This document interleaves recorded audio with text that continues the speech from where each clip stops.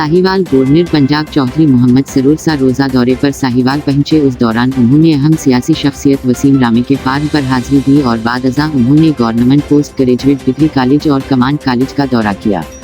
साहिवाल से अली हसन कसूरी की रिपोर्ट के मुताबिक गवर्नर पंजाब चौधरी मोहम्मद सरूर के दौरा साहिवाल के मौके पर अकनाल रेस्ट हाउस में पीटीआई के सीनियर अहदेदारान और पार्टी के टिकट होल्डर ने मुलाकात की और उन्हें अपने मसाइल के बारे में आगाह किया, जिस पर गवर्नर साहब ने उन्हें अपने ताआवन का यकीन दिलाया। उस मौके पर चैम्बर ऑफ कॉमर्स के सदर ने भी उनसे मुलाकात की और अपने मसाइल से आगाह किया। उस मौके पर उन्होंने कहा कि अवाम के मसाइल हल करने के लिए दूर रस इक़दामात किए जा रहे हैं। उन्होंने मजीद कहा कि मकामी क़यादत को चाहिए कि वो अवाम और कारकुनों से करीबी राबता रखें और उनके मसाइल को हल करवाएं। बाद अज़ां उन्होंने वसीम रामी के फार्म पर जाकर कोरोना वायरस के मौके पर शानदार कारकर्दगी दिखाने वाले मेडिकल स्टाफ और दीगर सरकारी मुलाजमीन में सर्टिफिकेट तकसीम किए।